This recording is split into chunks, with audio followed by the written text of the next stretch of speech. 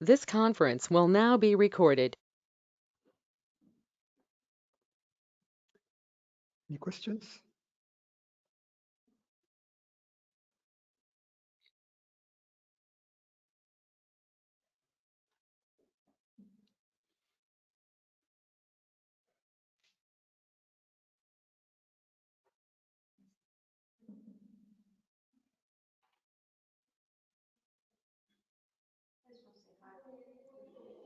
Hi. Yeah, yeah. You survived. Congratulations.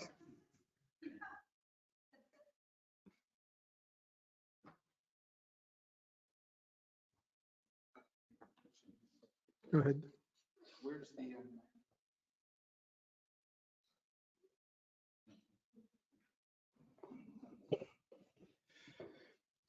A question from Robert. Hi, Francis. There is a pressure that I feel sometimes in the body, specifically my ankle, and I do not want to sound new agey. However, it feels like some kind of energy. It comes and goes for some time now, and I have not given importance to it.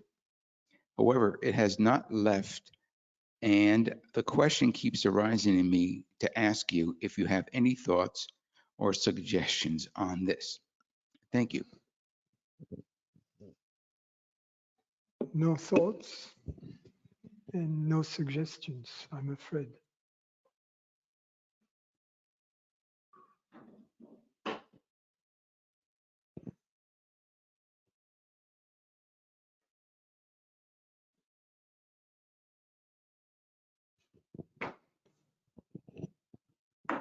Francis, in Old Testament, there is distinguished between angel, prophet, and sage. So angel is a messenger of the God without a body. Angel, you mean? Angel, in the formless. Prophet is a body form but has a mission from the God. And sage, he has a wisdom of the God, but he's like you. They don't have any mission. Uh, in your book, do you distinguish between these three, or are you agree?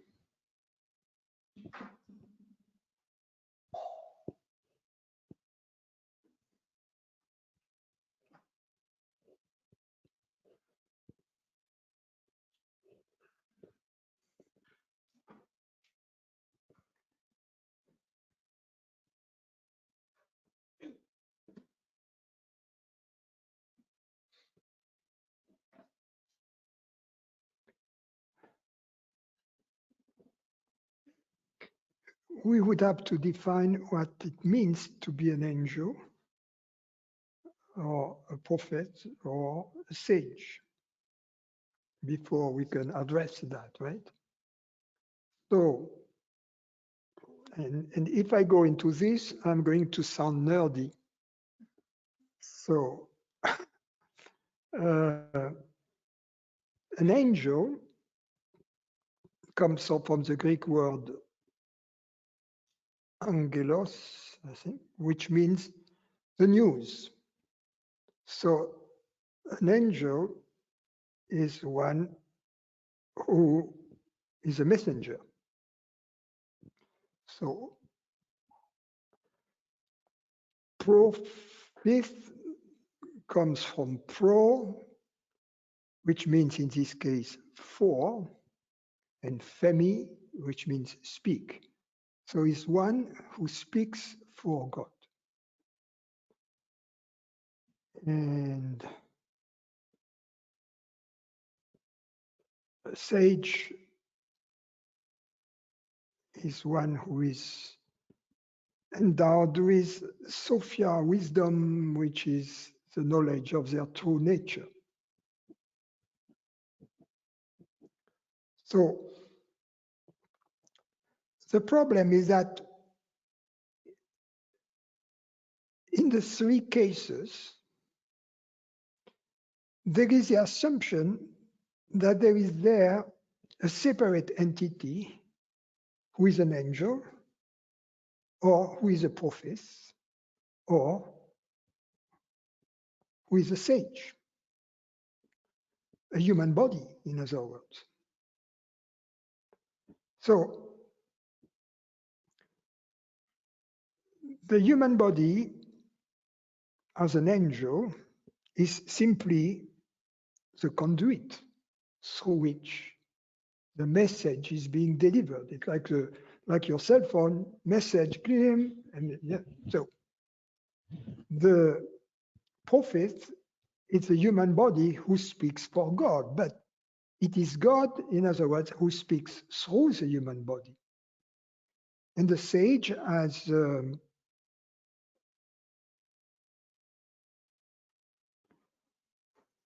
Atmananda Krishna Menon used to say, there is only one sage, which is the awareness in each of us. And we share the wisdom, we share the sagehood. It's just that in some of us, the channel is open, in others, the channel is not open. But we, all human beings are the sage. All beings are the sage. There is only one sage, one reality. So, you know, I have put all of that, all of this food on the table and take it where you want.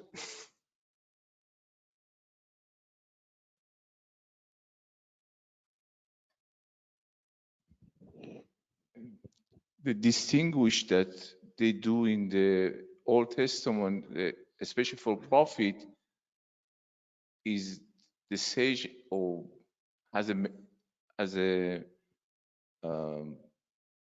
task to do. Are you agree with that, or The sage, the prophet has a task. prophet, the prophet? Yeah, but I see you, for example, it's only Francis. God who does everything through all these instruments. And when God speaks through one body, the body is called a prophet. And when he speaks through another body, the body is called a teacher or sage. And when he speaks through another body, the body is called an angel. But it is human beings who come up with these distinctions, right?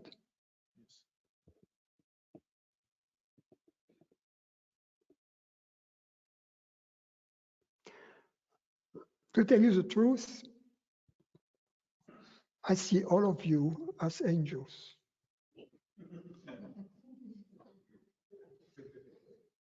It's so beautiful to be together, and it's a reunion of angels here, nothing else.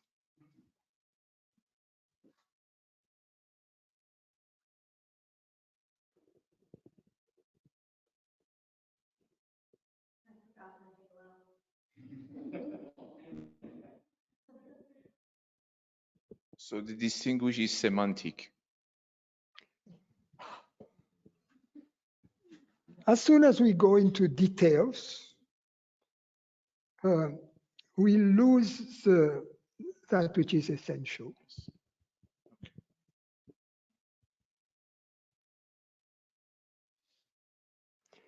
And then we have divisions.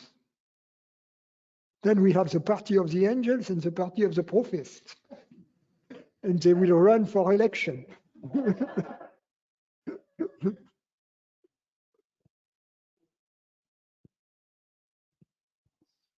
I see the Old Testament as a non-duality also, because is in the Garden of Heaven you have the tree of knowledge, and we have the snake too. They are not in the different garden. They are all in the same garden. but it's a tree of false knowledge. You know, that's what you should have said. Okay, even false knowledge in the Garden of the Heaven. It's because the moment it's a tree of duality. Yes. Of knowledge of the moment you have good and evil, then you start having problems. Then you need laws, you need a police force, you need all of that stuff.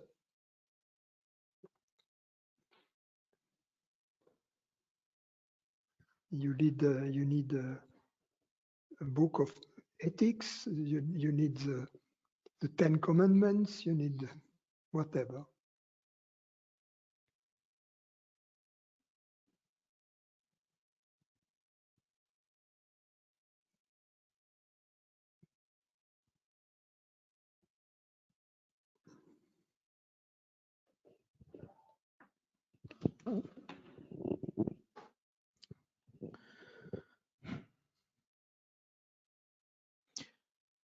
So I'm in the middle of having a reaction to something I just heard. And I have judgments and fears going on.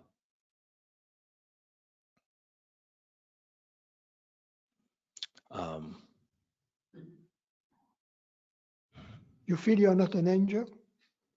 No, something I heard before that. I thought you agreed. I'm glad. Yes. No, I'm dealing with the devil. That's all. Just kidding. So it's a sense of personal safety feeling threatened. I overheard somebody say that they haven't been vaccinated, but they're getting tested every day, something like that. And that's not my issue. My issue is this fear that I'm tired of being, anytime somebody says anything,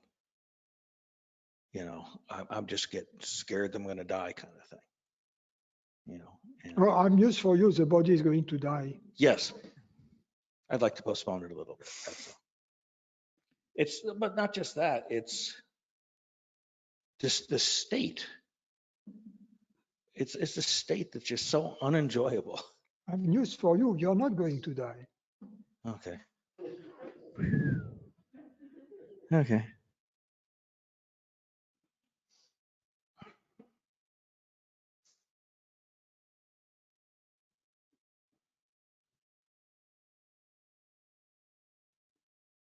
That's interesting. I heard that on a different level.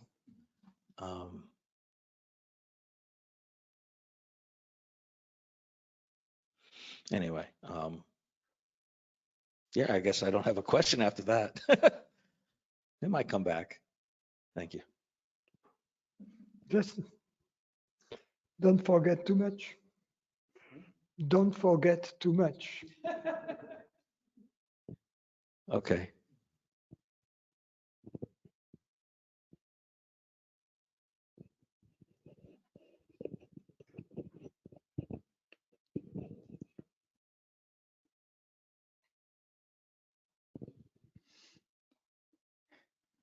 Duang.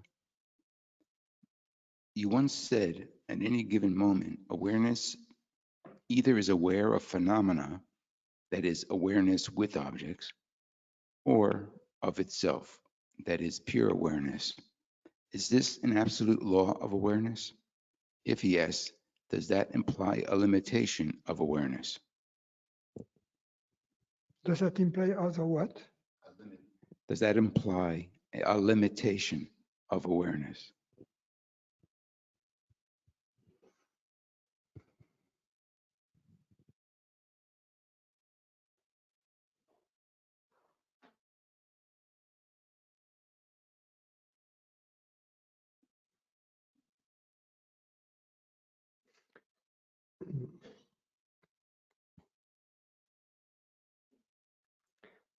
We have to be complete. Because if we say it's either A or B, we are not complete.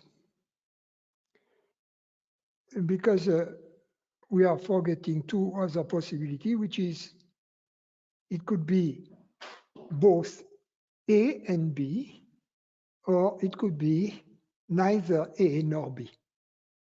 So in the case in point, it could be awareness not aware of itself, aware of object, awareness aware of itself, not of object, awareness aware of itself and of objects, and awareness not aware of itself and not aware of objects. In this case, we have covered all the bases and there are no limitations.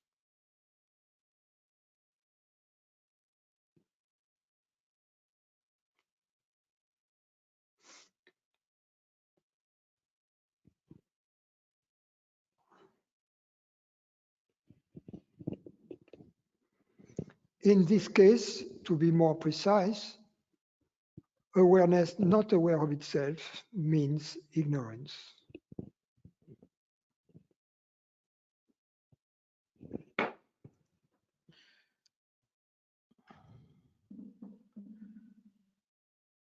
It seems like in those statements, there's awareness, and it's hard to play with the language well, Something else. and the act of awaring, for lack of a better way of putting it. So I think this is something that's been, just because the language is so hard to express, that I think you just clarified something for me, that awareness isn't always aware. There's a possibility of awareness just not being aware, but it's still awareness, is what you're saying, that fourth quadrant.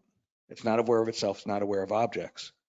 Something like maybe deep sleep. It may not be aware during deep sleep, but it's still awareness. Doesn't mean it's gone away. Ramana Maharshi was asked once if deep sleep, and we have to be precise what we mean by deep sleep, because different teachers may mean deep sleep in two different ways. Some people may mean deep sleep as the absence of phenomenal perceptions. Other people may mean deep sleep as a state of the mind during which there is no recollection, and during which there is no story to remember.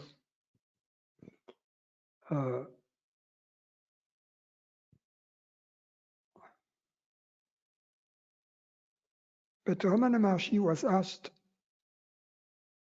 if deep sleep is the experience of my true nature, how comes when I fall asleep I am ignorant, and when I wake up I am ignorant again? Ramana Maharshi says, well, some element of ignorance remains during deep sleep. And he goes on saying that there is an image in the metaphor, a metaphor in the tradition. I don't know where he found that in the Shruti, in which the metaphor is of ignorance is one of a bird who flies all around, then when the night comes, sits on a branch, then gather his wings and put his head under the feathers. So shrinks, and then when the sun rises again, the head comes out, the wings flap, and the bird takes off. So that there is a residue that remains during deep sleep. So that's and that would correspond possibly to a form of ignorance in the absence of phenomenal perception, but which would still be some kind of phenomenal perception.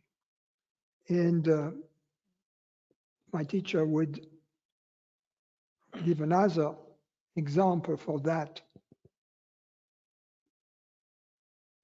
by saying that the absence of perception is not sufficient to realize our true nature. Because the absence of perception is still a form of perception. In the Sufi tradition, there is also something similar to that. They talk about fana, which is the extinction. And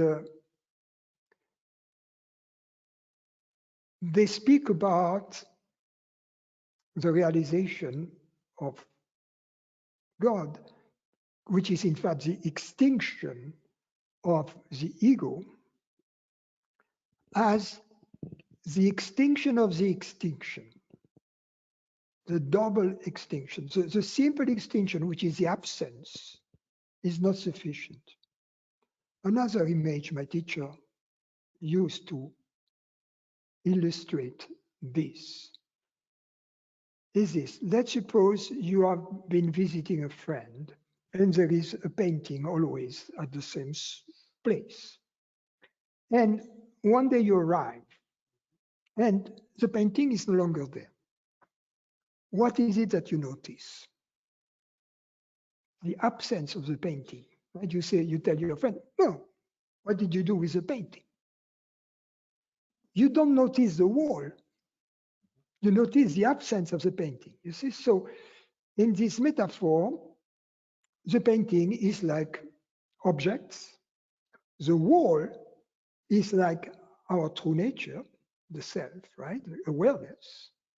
And the absence of the paintings that you notice upon visiting your friend is the first extinction of objects, the first absence. So then you see the wall.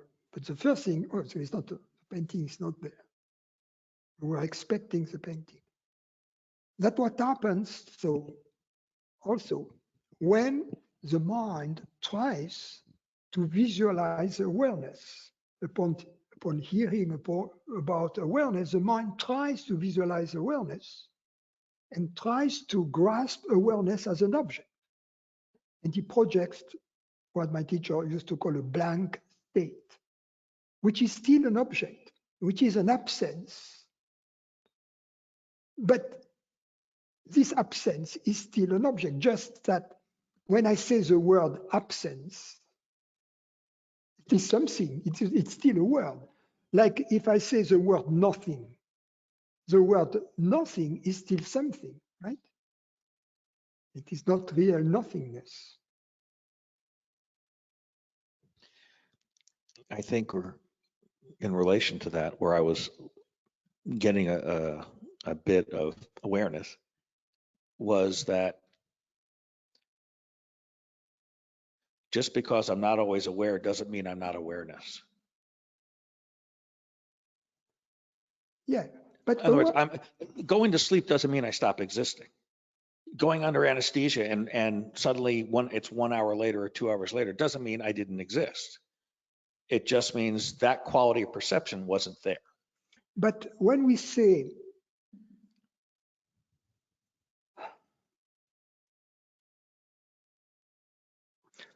awareness is not aware of itself,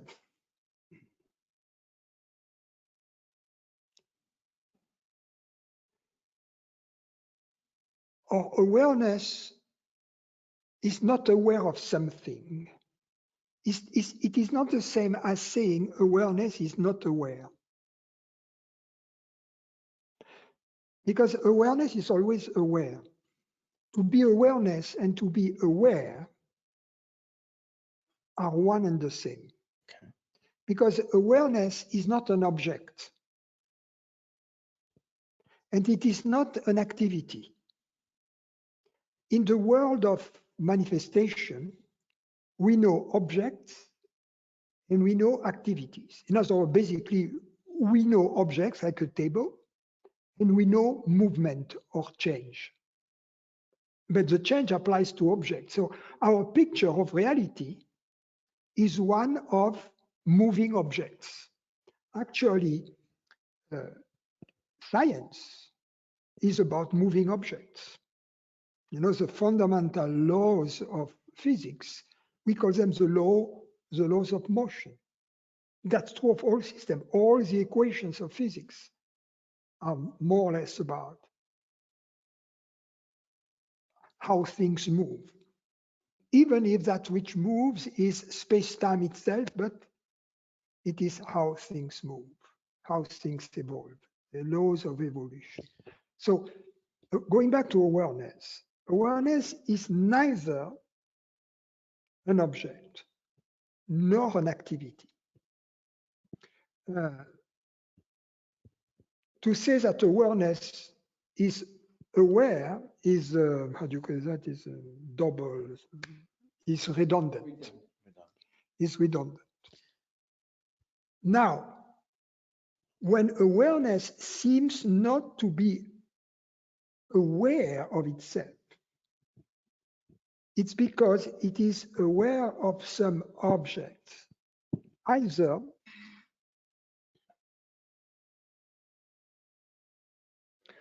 a usual object or a blank state.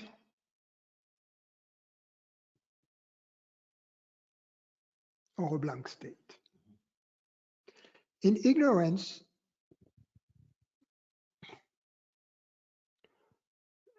the blank state kind of covers awareness, both in the presence of objects and the absence of objects. If we can use a metaphor,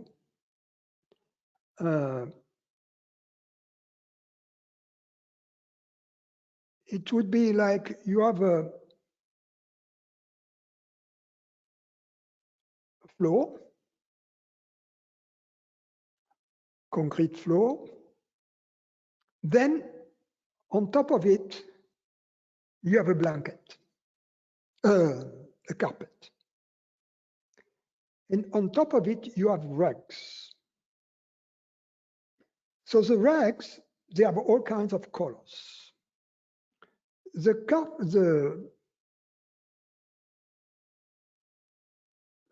carpet, let's assume, is made of some kind of transparent plastic.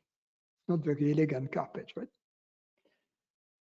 And under that, you have the real floor. Now, between the rugs, you believe that you see the floor, but in fact, what you see, what is there first, is this transparent things, which is almost invisible, but which still separate you from the floor. So in this metaphor, the rugs on top of various colors, various shapes are all the perceptions, thought, bodily sensations, etc. The transparent carpet is the blank state. The floor is the background of reality. I will add this. In fact, the floor under it is the ground.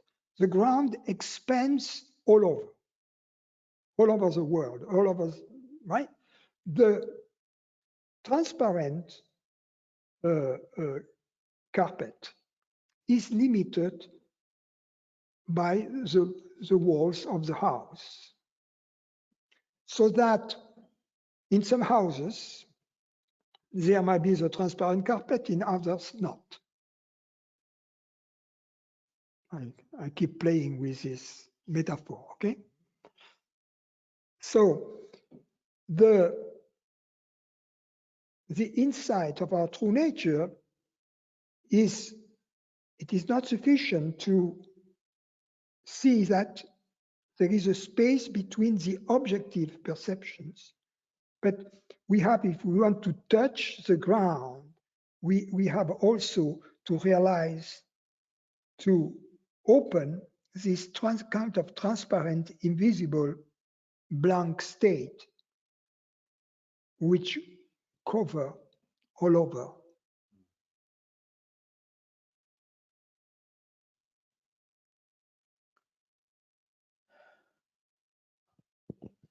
Yeah, I see that.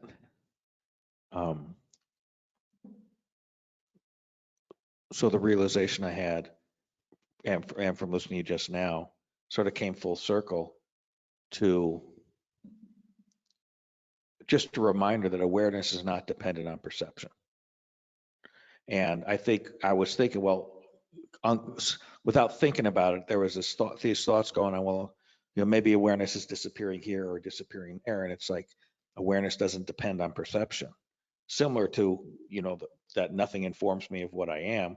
It was coming from a more third party clarity or intellectual clarity, for lack of a way of putting it. It's like, oh, okay, it really doesn't depend on whether I'm sleeping, whether I'm awake. Those are all perceptions, and I am the perceiver of all that. If I keep playing with this metaphor, there is this also. Each house, right, corresponds to a sentient being, let's say, right? But outside, the same ground of awareness is in the garden. And in the garden, there are not houses, but there are all kinds of swimming pool and trees and plants, right? And patios. In other words, there are, as Jesus says, there are many rooms in my Father's mansion, but here in my Father's village, right? There is a lot of stuff. So awareness in the human form is what we can have access to in the house by looking between the rags and then removing the plastic and touching the ground. That's the first glimpse. The first glimpse is very important because then you know what is there beyond the plastic. And when you touch that, you know it's the same ground everywhere. Whether it is in a human mind, in a house, or in the mind of a sentient being, or whether it's between, in inanimate forms, or other realms, the angels, whatever. Yes.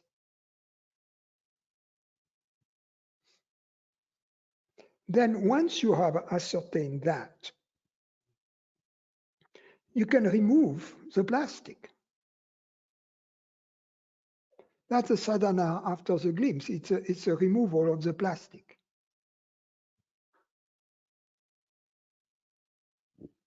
Thank you.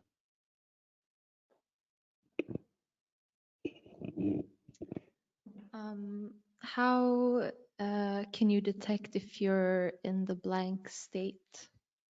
Oh, there is no flavor. And the blank state elapses in time. The real glimpse in the absence of objects, it's timeless. What happens in a moment of understanding, in a moment of truth. The blank state looks more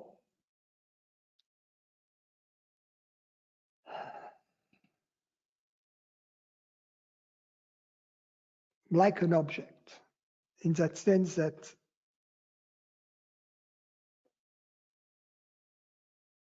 it elapses.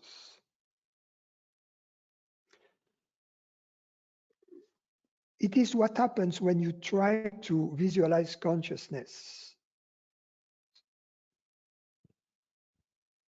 But once you have had a glimpse, you know that it is not, you cannot visualize it. So when you try to visualize consciousness, you go back, oh, I'm already that. That's everything. You stop escaping the now. You understand that whatever is present right now is consciousness. The verse of the Quran, wherever the eye falls is the face of God. So that's the immediacy of the now.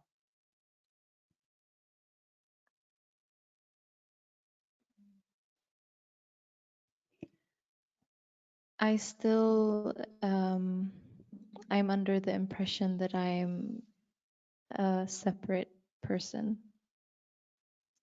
So I'm wondering if you can help me take me through the exploration. When you feel that you are a separate person, do you feel that you are this human body or this mind?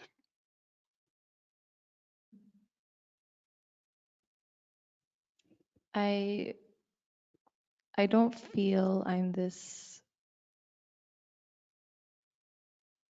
body. I guess it's more like a feeling of being here, like that there's a spotlight on this body Well, rather than being in the body or in the mind. the here-ness, the feeling of being here, after all, it's a body which is here, in this relative here-ness.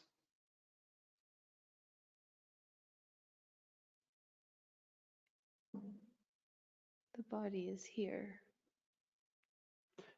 Well, let's put it this way. Even during your dream, right? But if you are localized somewhere in the dream, it's because you have a dream, you have a body in the dream also. You can have dreams in which you don't have a body. Just like in the waking state, there are moments you don't have a body. Let's say you watch TV. When you are with whatever is going on you don't have a body. You don't feel a body. You are one with a movie. Like, so in a dream, you have these two types of experience. One in which you are localized. You feel I'm here and not there. When we watch a movie and we are in the movie, we feel that we are localized. For instance, a car arrives at us in the movie, right? And we feel the car is going to.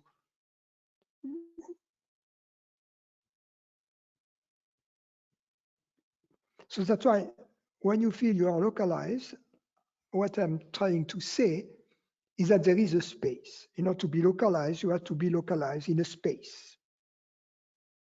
And in order to be localized in a space, you have to be something which is in this space. Would you agree with that? Yeah. So the question is, when I feel that I am localized, I have to make two determinations. Which space am I localized in? And which object in this space do I believe to be? Right? Makes sense. That's what localization is about. You need a space and you need something somewhere in this space.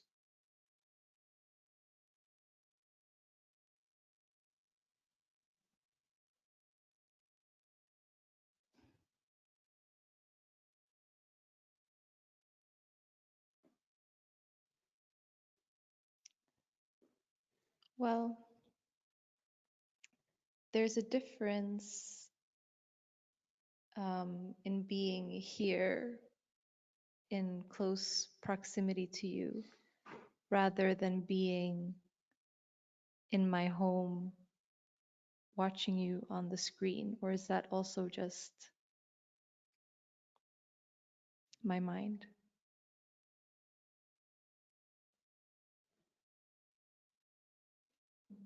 There's a different feeling of being here rather than there.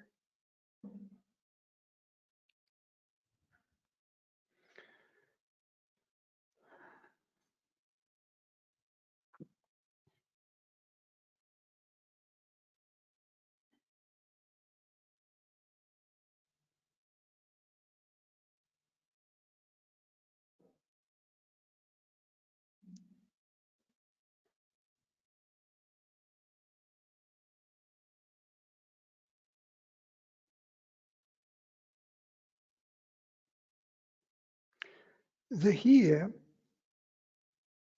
and the there, they both appear in you.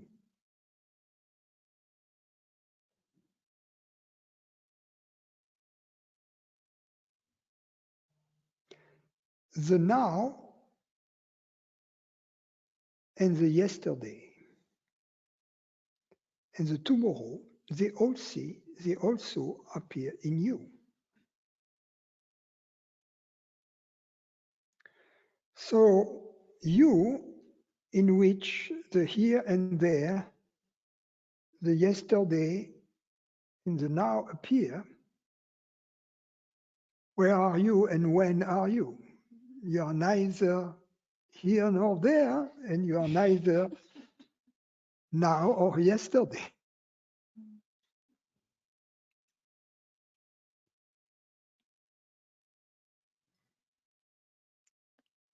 Well, when we were in the car driving, my mind conjured up like an image of us crashing and dying for some reason. It just kind of flew by me. And then I I had this I don't know what to call it, an insight or a feeling that I would still be here, even if if this body were to die, like I would still be here. And that wasn't here or there anywhere. It just was. Because you will always be here where you are. And there is no death in this here.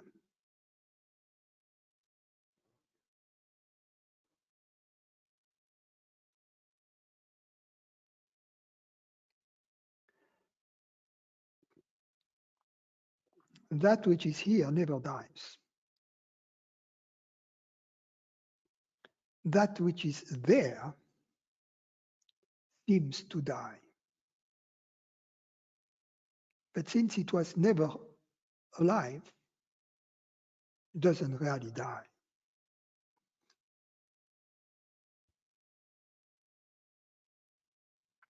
That which is alive never dies. That which is not alive never lives.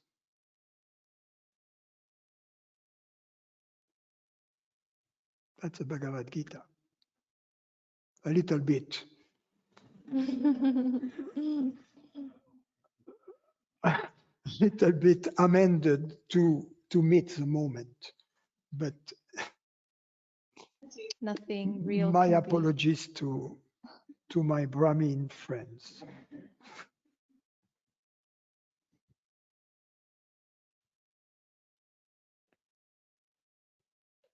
Can I just ask, what is this sense of there being some kind of special relationship between consciousness and this body, or like some kind of Yeah, there is a relationship okay? from master to servant. Hmm. The body is the instrument, you're the master.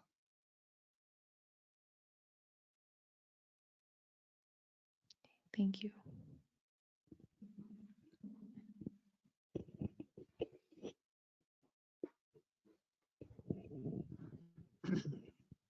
Francis, please allow me a little bit. I'm not satisfied yet. Just little bit. Let's take the example. I know you have a solution for Jerusalem, yes. You said that. For example, you said that. I like your solution. But make it a beautiful garden and we solve the problem. You heard this solution by that. Beautiful solution. But I don't see you. You take a white donkey, go to Jerusalem and say, let's do that. You said, I'm not stupid to do that. The same time, Jesus or Moses, they told you this kind of stuff, but they go forward. That do you see the what Jesus or Moses? Jesus went to Jerusalem and tried to destroy the temple. You know that they what take everything away, and he said the fake. But I don't see you. You're going to do that. You said it's stupid. I'm a different guy. But people are different. People are different. Even God, they gave you the solution. You don't follow to become the messenger of, as you said, the master. Yeah, I'm not a prophet.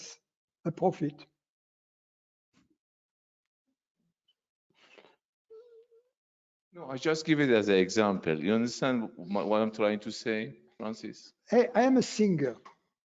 I sing, that's my branch here. I'm a bird.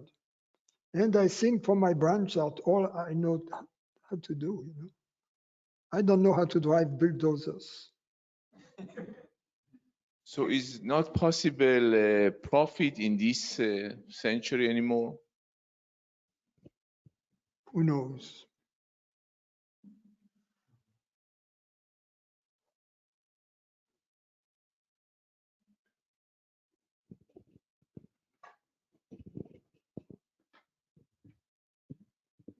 Anyway, I was trying to candidate to become Messiah.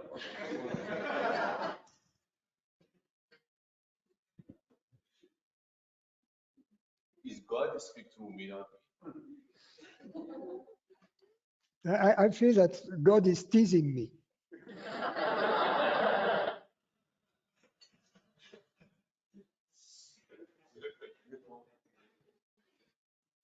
Francis, when But we, you know what I love is when I hear the chorus of the angels and their music is their laughter.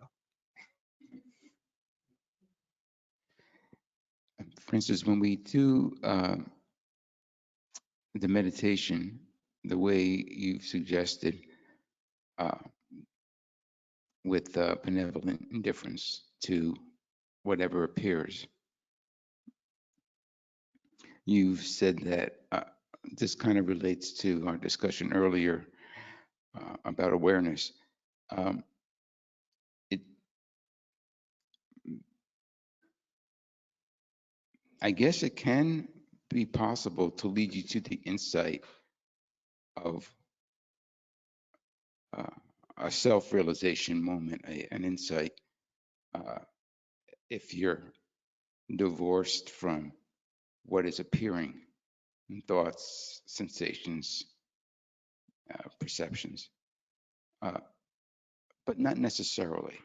In other words, you can spend time sitting and allowing thoughts, feelings, sensations to come and go. Absolutely.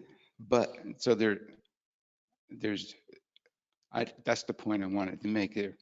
So at times, though, there could be an understanding, a moment of I'm not that, or should it be more the understanding is I am uh, separate from that, and it comes in the form of an understanding. Is that an experience of awareness, aware of itself when it's Yes, every time, if it is not mechanical, if it comes with this sense of experiential, yes. If it comes as a mechanical thought, no. But it seems like when I meditate, it seems like in the beginning it could be simply thoughts, feelings, sensations, and I'm aware of this, not that.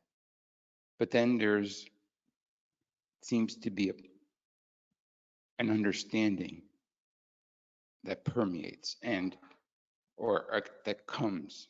Yes, it's And a glimpse, yes. And then it leaves you, what is important to understand is that right after the glimpse, it leaves you in perfect meditation. In other words, you don't have to maintain it. You don't have to maintain first of all, a glimpse cannot be maintained. How long can you maintain the understanding of a joke, for instance? It's gone, right?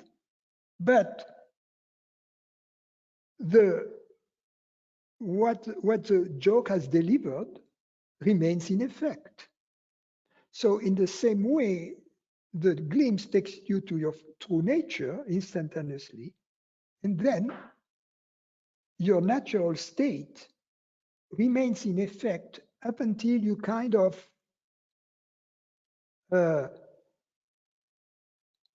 reject the glimpse. So it's this rejection is the real form of apostasis. How do you say in English? Apostasy? Apostasy. To reject your religion? Apostasy? The rejection of your religion. An apostate. Apostasy. Apostasy. So the real form of apostasy is what happens in this moment after the glimpse when you go back to ignorance, is a return to ignorance. You see, it's not, I'm no longer a Catholic and now I am a Seventh-day Adventist. No, that's not. So what do you mean? What are you laughing?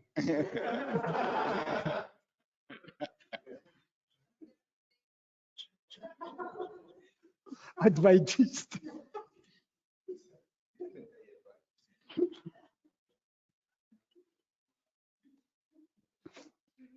What do you mean when you say it stays in effect? What, the understanding stays in effect? The understanding is a glimpse. The meditation, your natural state. It leaves you in your natural state up until you decide otherwise, out of your freedom. That's very important to understand that right there. I am, because then you can see how you can go back to ignorance, but at that moment, since you are aware, you can immediately go back to your natural state. Whereas if you project your natural state to be something else than whatever obtains right after the glimpse, then you are immediately going to leave you because I want something else, because that's not enough, that's not sufficient, that's not what I expect from meditation. Whereas if you understand, it's very important to understand that, because that's a transition from the glimpse to being more stable in this meditation. So to understand that the glimpse leaves you in your natural state. And it seems like this is possible, very possible, just everyday life. I mean, just Of course. Once. So the way it may happen is that you have a glimpse, and then, like you said, it just maintains itself. Yeah, you have a glimpse. Don't seek anything. See that after the glimpse, any seeking, to resume spiritual seeking is ignorance. So it's sort of like, the way I would describe it is like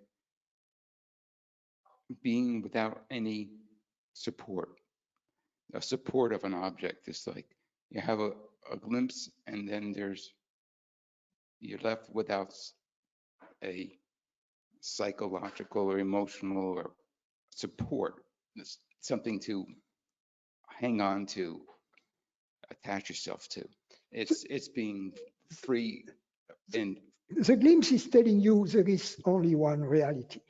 And then if there is only one reality, the next moment is still the same reality. Otherwise, there will be a second reality appearing the next moment, right? So the glimpse tells you there is only one reality. So that's it. That's it. Either you are true to the glimpse, or faithful, or you are unfaithful. If you're unfaithful to the glimpse, then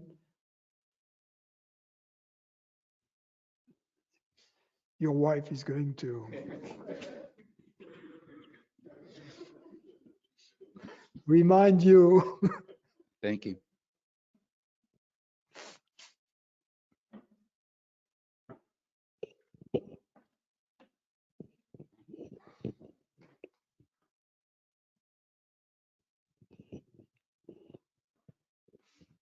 Hi, Francis. So upon waking up in the morning, Can you speak closer to the mic? upon waking up in the morning, better? Upon. Waking up in the morning, sometimes I observe a short window in which it's just sensations. You're just perceiving the body, and there's no definite outline to it, and there's no particular feature to it. But that is a very short window. And then the thoughts of the to-do list, and I think the sense of I, of me, as melody, comes very, very quickly. So I wonder what accounts for the coming back of all of these ideations about the me. Because there is a brief moment Yeah.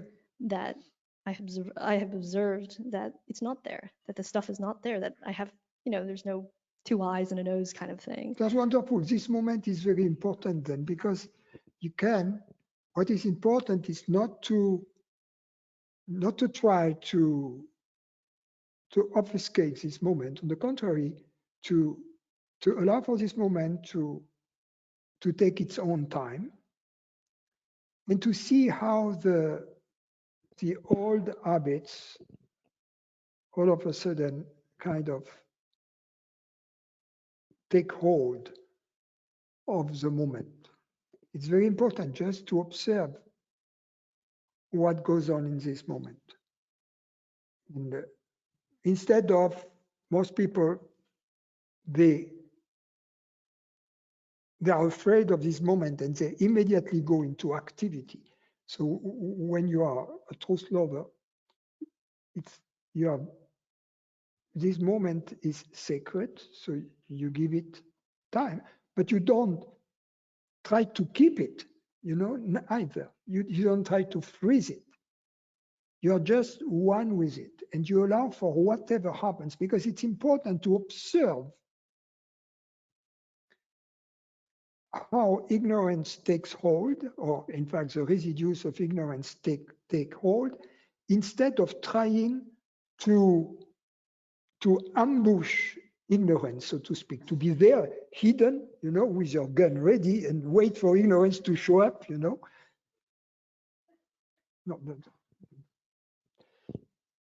no, you welcome ignorance. You are not afraid of it. You want to understand what's going on. You are interested. That's the point. You are interested. Sometimes also in the morning, the first thing that people experience is a kind of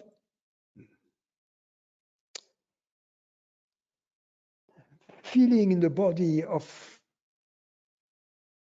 sadness, for instance, of depression, of sadness. That's very important to be interested in that. These are residues to be interested, to allow for that, to say, oh, what is it made of? Because you see that it is only bodily sensations. And then when you, sometimes this bodily sensation will lead to thoughts of danger, thoughts of being judged, thoughts of being killed, thoughts of whatever. But then you can, if you have already done the clarity on the level of thoughts, then these things will collapse immediately. You say, okay, I am this awareness, I am this reality. There is only one reality. But there might be residues on the level of the body that come out of the closet, so to speak, but they are very present in the morning. So if we give them air, so to speak, like to reveal themselves fully. Then after a while, they don't come up any longer because you know these are bodily sensations. You have explored this territory. You are not trying to escape, but you are not trying to kill. You are just there, indifferent. So there's no way to actually interrupt essentially this reflex, or I think you used the word habits, because it is ignorance. I wasn't sure that if it was actually ignorance or just is it the attachment to the idea that this is Yeah. me and There is separate. all the transitional moments in life are opportunity, are spiritual opportunity. Even a sad event that happens all of a sudden, because there is an abrupt transition. And whenever there is an abrupt transition, it throws us into the background, which doesn't change. The background, which is a witness of this transition, we are the same. So every transitional moment is potentially a moment which is auspicious in that sense. My teacher once said, and it stood with me, when you are a child in the morning, you know, you are there coming from sleep, you know, and you are there kind of in the intermediary state, you know, and your mom tells you, don't stay there in your thoughts, you know, go there, hey, get ready, you know, brush your teeth, comb your hair, wash your face, you know, get your homework ready, you know, time's up, you know, and then, so when you are a truth lover, you shouldn't listen to your mother. At least in this moment. I'll make sure to let her know that is the reason for my defiance. So the mechanism is, or the origin is that it's bodily sensation leads to the thought / concept, and then you're in ignorance. But I guess No, actually, often the mechanism is different, is that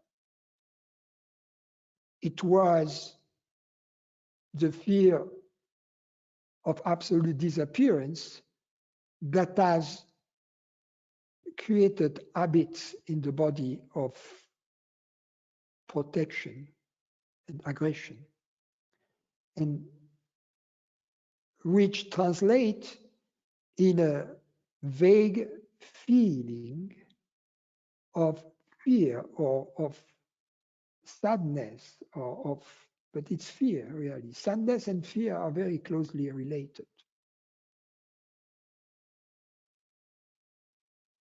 So it is this, when that is experienced, I know it doesn't correspond to what you were saying. It just took advantage to also evoke another possibility that happens in the morning. One thing that may happen in this is this state, like the child, there is no sadness, it's a state in which we experience this transition. And then the proper attitude is to allow for this state to unfold without trying to make it last, but without trying to make it shorter. What I was saying is something else also, that in the morning we may observe a different state of sadness, etc. And the same thing applies. We have to be interested to allow for this state instead of compensate it immediately. I'm sad, so let's not look in this direction. Let's go. Let's prepare some tea and let's go to work and whatever. Instead of that, to say, okay, I'm sad. What's going on? And you can see that sometimes it can relate to something which is no big deal, in fact. Because once we are not afraid of absolute disappearance, we may be sad for stupid things. I remember one day, I've already told the story. I was going to the office. My car was parked in front of my apartment in the street. And as I went down, I see that there was a ticket on my car. And then I went to the office and I was busy meetings during the entire morning. And then around 12 o'clock, meetings were over. I'm sitting in my desk. The people have left. This feeling in me of something like something which is bothering me. Something is not. And I allow for this feeling because I had been busy. I had no time to investigate. I allow for this feeling to come up, and bingo, it's a thing. In the morning, I had this. I was not happy about the ticket for some reason because it was a stupid thing in France. They have this stupid thing, you know. Anything goes to take your money. So they are very good at it. Very good. Anyway, so I was not happy. The crooks, you know. I was not happy about that. And this thing has remained with me. And then it's no big deal, you know. What was it, $100? You see what I mean? Or $20, I don't remember. It was nothing. But because my apartment was very close to my office, it was a 5-minute walk. And I didn't have the time to digest. I was thinking walking about something else, what I was going to do, busy all morning. And this thing was there until I saw it. So no big deal. You see what I mean? Because it's obvious, it's no big deal. But little things like that, because we have old habits in the body of being annoyed by little things, that if you are not aware, these old habits may come back. But they cannot stay. It's no big deal. You see what I mean? Most people, they make a big deal of things which is not a big deal. When you are no longer afraid of absolute disappearance, nothing is a big deal. They do stay though, right? Because What? I said they do stay though, right? Because as you pointed out, they stay in the body.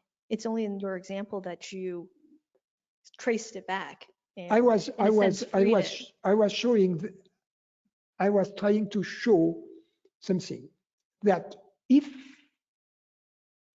you have disconnected these little things that happen in your life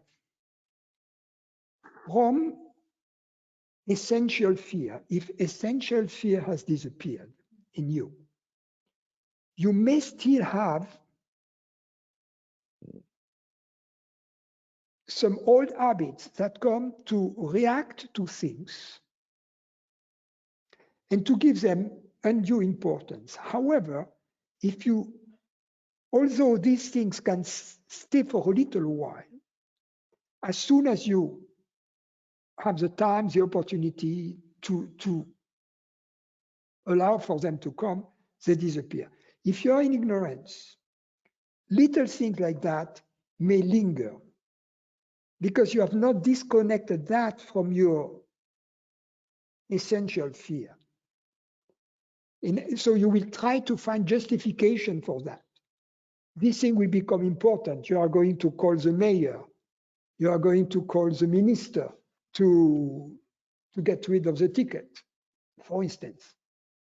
You know, so you are spending your day. May I speak to the minister? Oh, No, I know the chief of staff. No, the minister.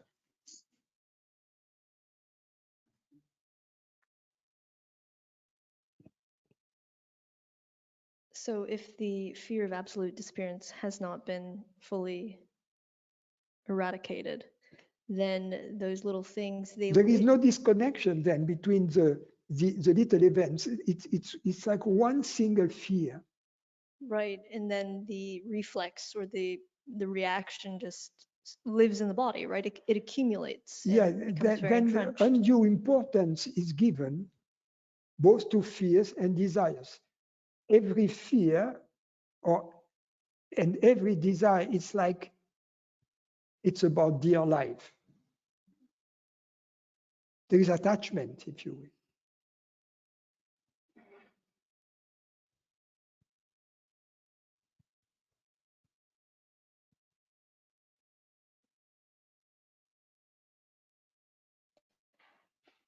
Another body question. I've heard you tell the story about how when you would meet with your teacher, when you left, there was always a sense of expansion in the back of your head. What were you trying to illustrate?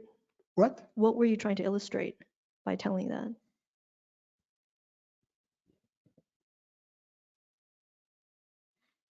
I don't remember what I was trying to illustrate then, but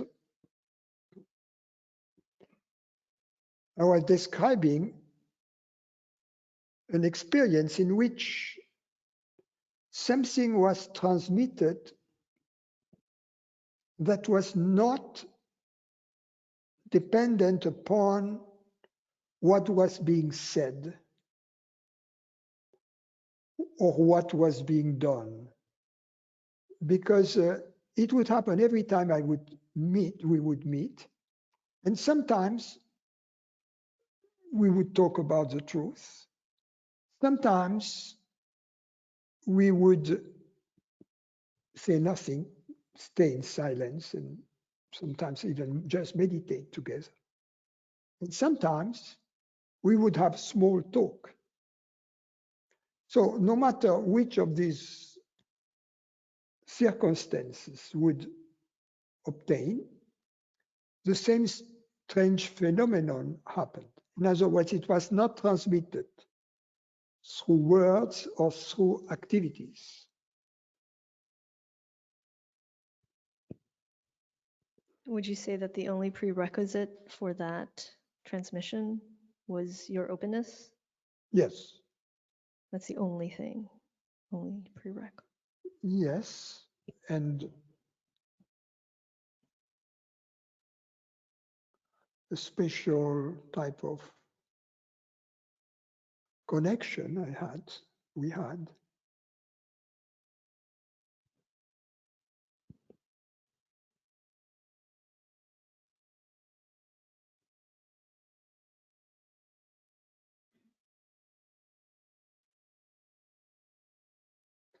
We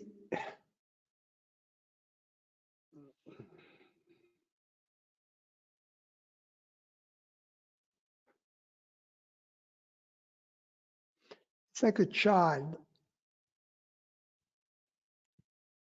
during the night. The child has a nightmare, wakes up, is very afraid, and goes to the bedroom of the parents. The parents takes the child in bed with them because he's afraid. And they go back to sleep because they have to wake up early on the next day. And the child is there. Nothing has been said about the monsters or the tigers or whatever was the cause of the fear, of the nightmare of the child. The child is there, nothing is said, but the parents are not afraid, right? And in this, something, the fearlessness and the peace of the parents get, because the child is very receptive, open, you see, it's transmitted to the child and the child falls asleep. You see, so how that is transmitted, I don't know. You could have a theories, mirroring neurons or some special transmission, but who cares? The fact of experience is that something of that kind is transmitted and that it is very important.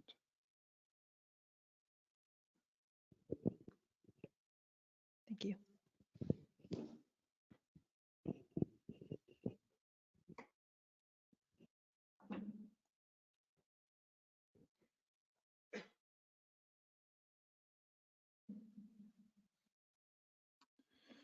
In a past satsang,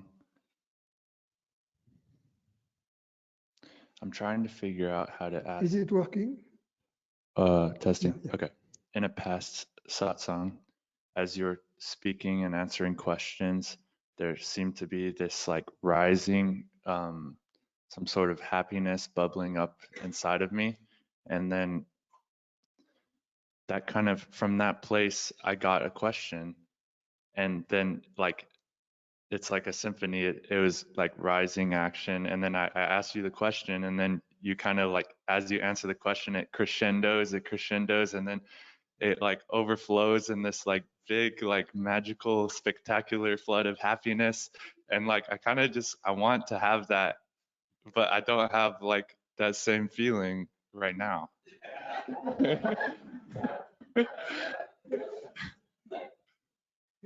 You sure? But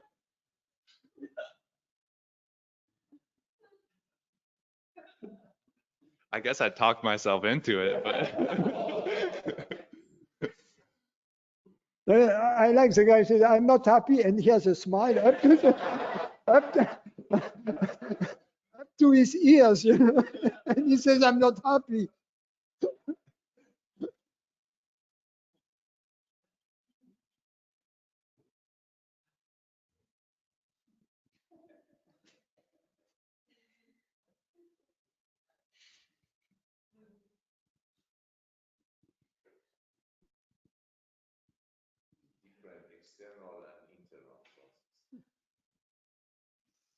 There is some connection, I'm afraid. okay. I want to ask you about this. We were talking about definitions of God earlier, so I'm gonna see what you think about this one. I think St. Thomas Augustine said this. I'm I'm trying to decide whether it's really profound or just kind of like arguing semantics, but he said, eternity is a kind of measure, and it belongs not to God to be measured. Therefore, it does not belong to God to be eternal.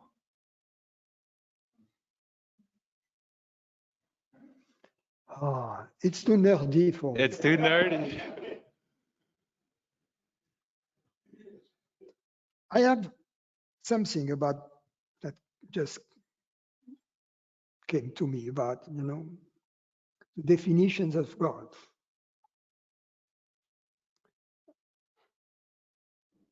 For those who love God, all the definitions of God are good. For those who don't know the love for the divine, all the definitions they come up with are wrong. And you could say the same for awareness, right? Or whatever. Well, but you asked about God, right? Right. I was under the impression that we're using awareness and God, like Yeah. same thing. Can you tell me Only something? God is aware. Let's put it this way. Only God is aware. Can you tell me something about a little bit more about the natural state? Because I have this metaphor. Wonder if you like agree with it. So like, it's like a DJ and a crowd of people. God is the DJ, and all the perceptions are the people in the crowd, and God is DJing, and the perceptions are dancing and enjoying the music. It's like God DJing to himself. Very good. Watch out, you have to be careful with this crowd, Everything you say, Oh,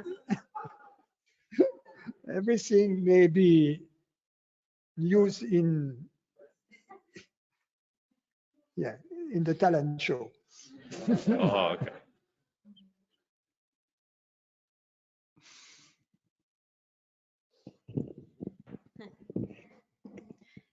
I'm feeling his happiness, but I'm going to talk about something that's sad.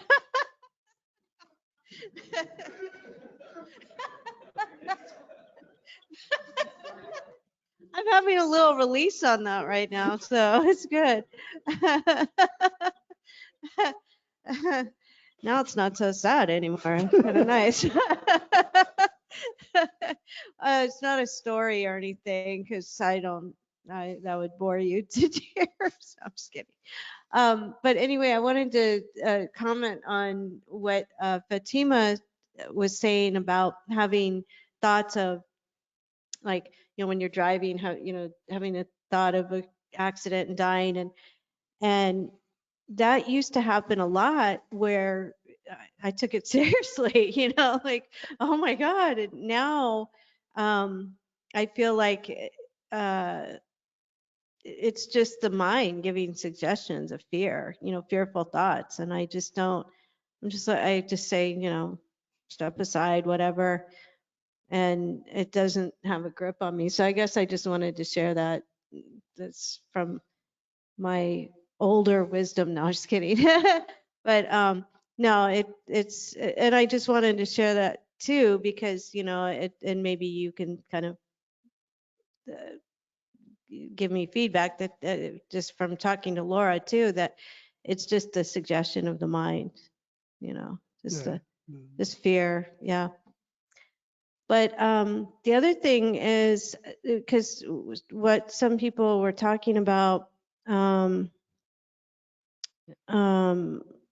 in certain beliefs and repetitive thoughts that I've had in the last few years, created like a little issue in the body that I'm working on right now.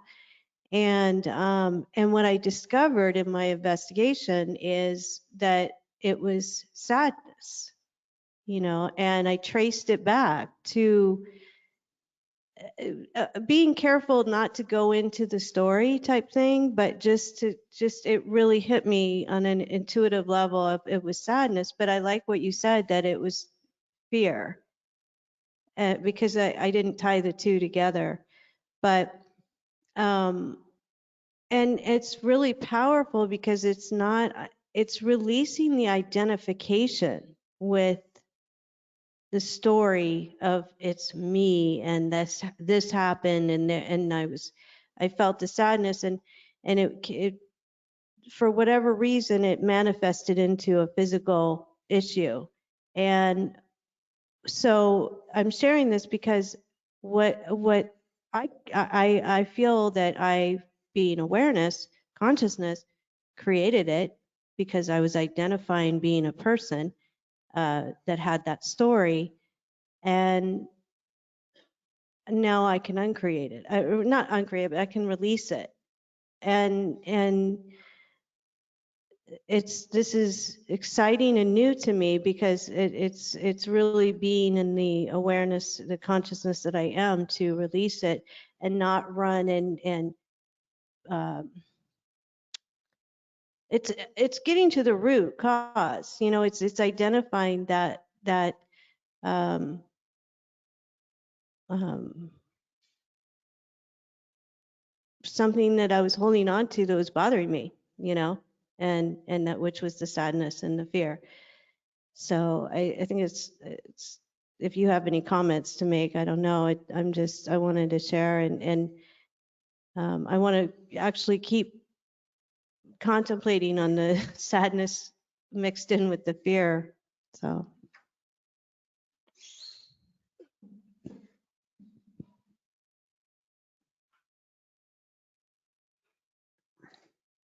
I think there are medical studies that, scientific studies that have proven that people who are happier, on average, live longer and healthier. People who are happier are healthier. People who are well adapted to society live also healthier. So yes, to be free from the psychological side effects of ignorance definitely puts the body in better condition for healing, yes. Now, everything that happens to the body ultimately is consciousness, right? It's nothing happens by chance.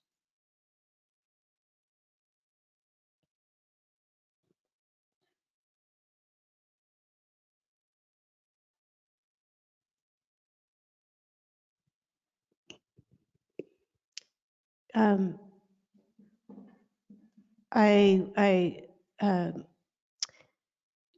spoke to this author of this book that I had read in 1997, actually, and I've been in touch with her. The author lives in Los Angeles, and I was having a discussion. She wrote a book on healing herself of cancer without any medical. It was all, body, mind, spirit, the whole thing. And she was telling me that, while she was writing the book, she went to the library and backed everything up with science, and she just said that there was this book that she read that the first thing that it said is happy people don't get cancer, you know, and I just thought that was interesting, but anyway, I'm not saying I'm not saying I have cancer or anything, but it's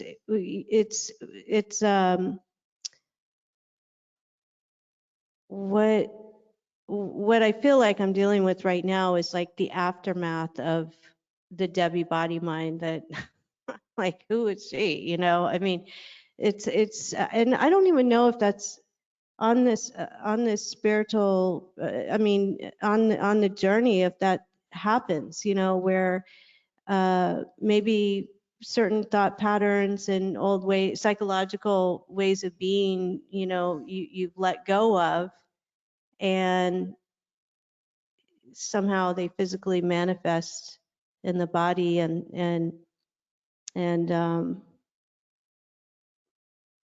when you're in a different place, and you know what I mean, and when you're more in awareness. I don't know.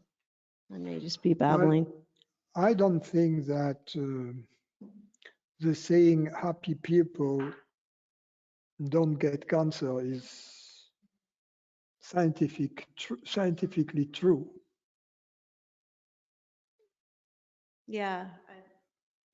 I mean, Ramana Maharshi, he was quite happy to me. I mean, Yeah.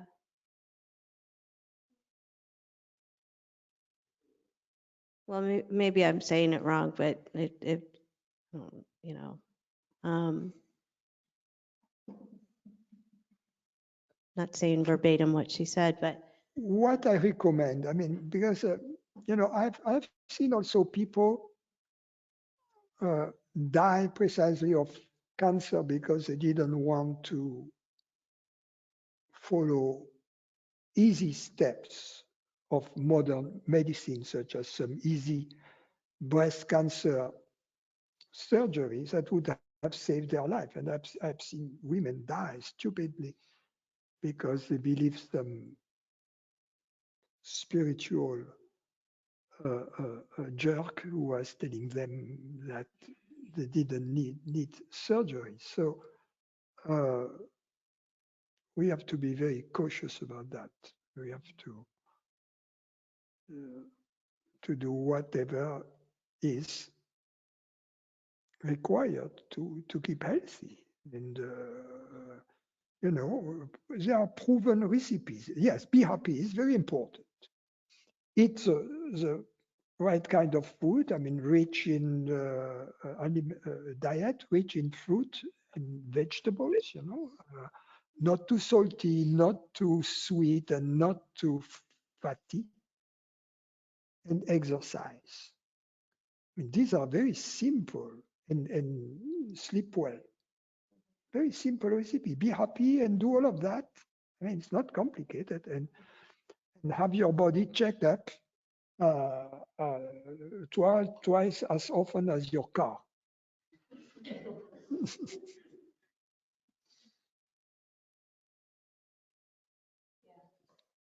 The car is like once a year. Get to your doctor twice a year and say, oh, I have a little thing here, and then tell you, oh, you need to have perhaps a colonoscopy or something, and then you do it and you're fine. You don't do it, then you got cancer.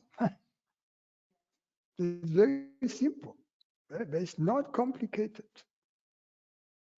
It's like taking care of the car.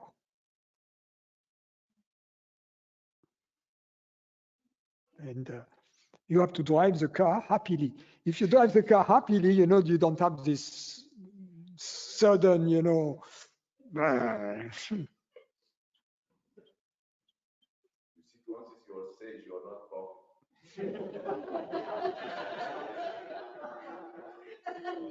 I don't see why.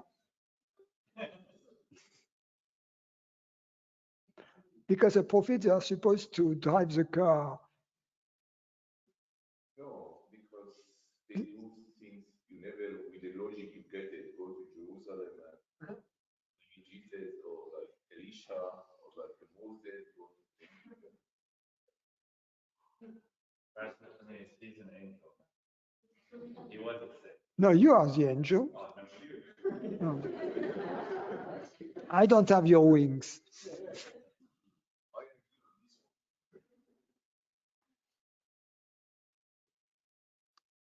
I know it's so beautiful to be among angels. I am very sweet. You see the movie Lucifer? No. It's about the angels in the net. What is it called? I don't have Netflix. Lucifer. It's a nice movie, or is it?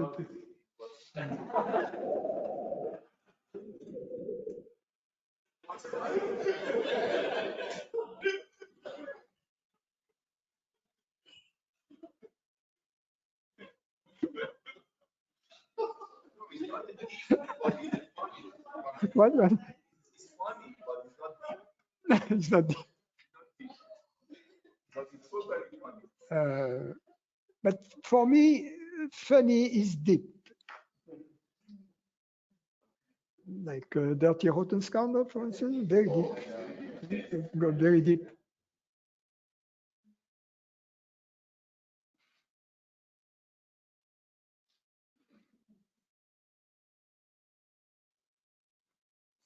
So maybe they are in Amazon Prime too. I don't know.